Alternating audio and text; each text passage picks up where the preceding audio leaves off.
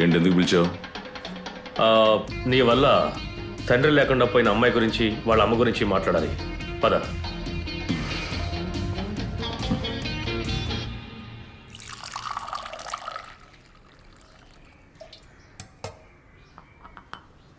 ఓ మాతా, ఆ టపాసుల జేవిని నువ్వు ఎందుకు చంపావో ఇక్కడ అందరికీ తెలుసు. నువ్వేం పట్టించుకోవద్దు.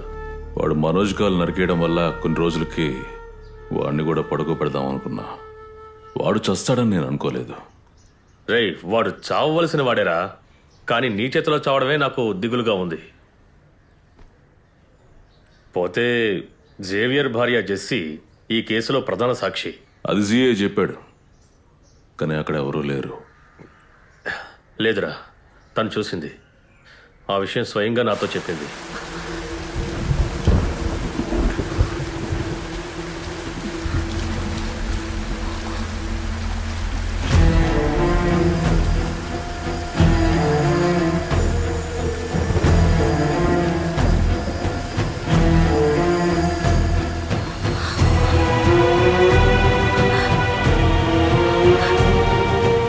ఒకవేళ ధైర్యంగా జెస్సీ కోర్టులో చెప్పిందనుకో. ఓ, దాన్ని వకీల్ మాతో చూసుకుంటాడులే. రే, ఆయన నీ సంగతి చూసుకుంటారు, మరి వాళ్ళ సంగతి? అర్థం కాల, సరిగ్గా విషయం ఏంటో చెప్పు. చూడు, నేను జెస్సీతో మాట్లాడానురా. ఓ 10 సెంట్ల స్థలం, ఒక్క ఇల్లు తన పేరు మీద రాసిస్తే తను సాక్ష్యం మార్చి చెప్తానని చెప్తోంది. అప్పుడు నువ్వు ఈ కేసు నుంచి బయటపడొచ్చు కదా. అవన్నీ వద్దు ఫాదర్, కేసుని కేసుగా నడవనివ్వండి. రే, నువ్వు ఇలా పనికిరాని మాటలు మాట్లాడడం ఏమీ బాలేదురా. రే, వాళ్ళు కూరగాయలు ఉప్పు అమ్ముకున్నా కూడా ఇక్కడున్న నెంబర్ 1 కాలేజీలో హాస్టల్లో జాయిన్ చేసి మరీ నెంబర్ 1గా చదివించారు. అర్థమవుతుందా? ఇప్పుడు ఇంటి అద్దె, అమ్మాయికి ఫీజు, హాస్టల్ ఫీజు, మిగతా ఖర్చులు ఇవన్నీ వాళ్ళు తట్టుకోలేకపోతున్నారా? నేను ఇప్పుడు ఏం చేయాలో చెప్పండి. చెప్పడం కాదు ఆండ్రూస్, నేనేం తీసేసుకున్నాను. నువ్వు అలా చేస్తే చాలు.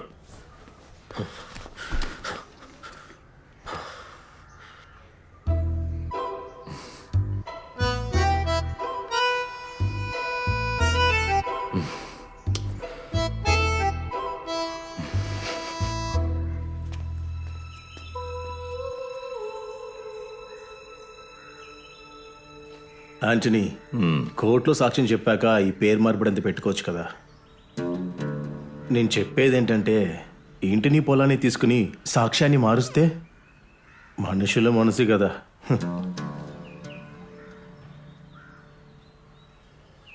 మరేం పర్లేదు, వాళ్ళు ఏం చేస్తారో చేయనివ్వండి, ఇచ్చేద్దాం. సరే.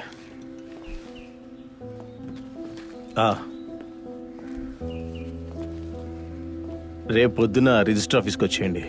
మిగతా ఫార్మాలిటీస్ అంతా అక్కడ చూసుకుందాం. సరే.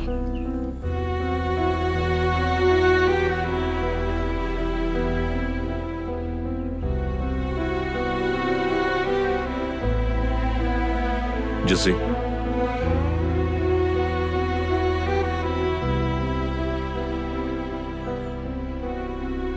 ఈ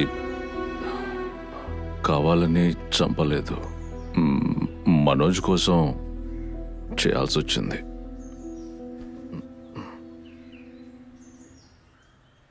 మంచిదే.